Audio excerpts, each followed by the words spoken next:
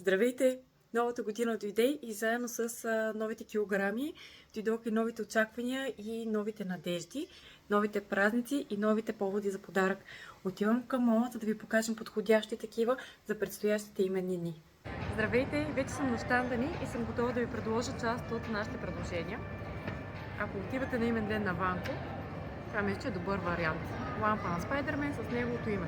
Ако пък случайно Ванко не е фен на Спайдермен, винаги имаме опция касичка, която сега ще ви покажа. Имаме зайче за Йоана, касичка за Ванко.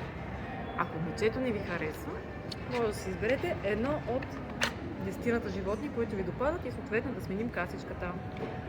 Това е.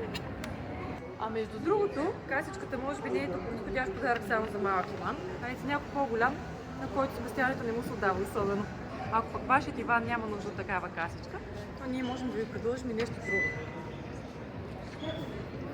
Това е поздравителна триизмерна картичка с надпис "Честит имен ден със здраве и на здраве". Подготвили сме, разбира се, нещо за дядо Иван, който освен имен ден през януари има и рожден ден. Честит рожден ден, дядо Иван! И моля ви се, нека не забравяме и дамите. Те също трябва да получат своето заслужено. Мечтай, дързай, сбъдвай, обичай, блести.